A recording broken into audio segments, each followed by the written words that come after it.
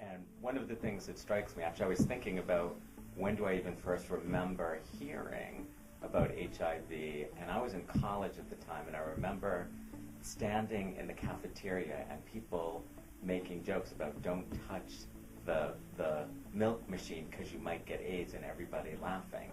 And yet, being aware that there was really a mystery to it, like people really didn't know, and we didn't have knowledge, and we certainly didn't have tools to think about what can we do to prevent it. And the amazing thing is now, 30 years later, with PrEP, microbicides, needles, and condoms, we actually have the ability to end the epidemic, new cases of HIV infection. Certainly in Massachusetts, we're so close already, with only 600 or less new infections a year. So we have the tools to stop the spread, which is just an astounding thing when you think back 30 years. I mean, it's a long time, and it's not such a long time when you look at we had no information, and we were really kind of shooting in the dark. But we've really narrowed it, and we're at this last point in how do we find these last people to get them the tools that they need to prevent transmission. It's mind-blowing. It's not the end of the day anymore. You know, I'm gonna be okay.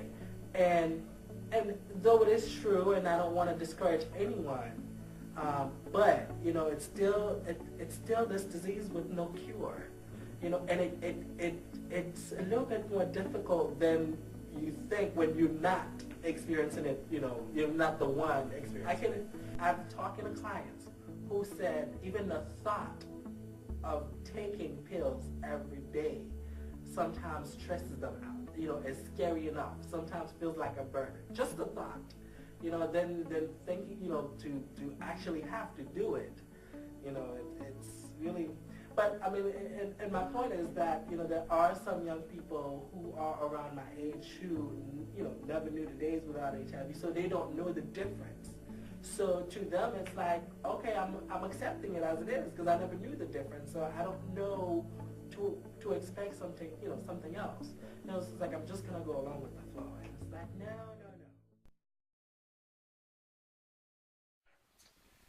I feel comfortable now leaving the actual subject of HIV prevention out of my conversation, even though they've called the HIV line, because we are talking about some other sexually transmitted infection that is immediate and of more interest.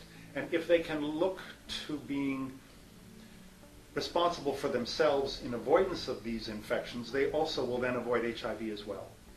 And that the urgency of focusing exclusively on HIV doesn't occur to me often the way it used to, where it was the topic of every call that I had.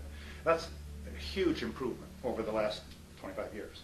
That to focus on herpes or to focus on hepatitis or something of that nature, where having a sense of respect for one's own fears and responding to them and respecting them and divining a way of being sexually and emotionally active without compromising their sense of safety. That to focus there will also then include behavior that won't get them into trouble with HIV as well. So that we cover a much broader spectrum of influence by broadening the message that way.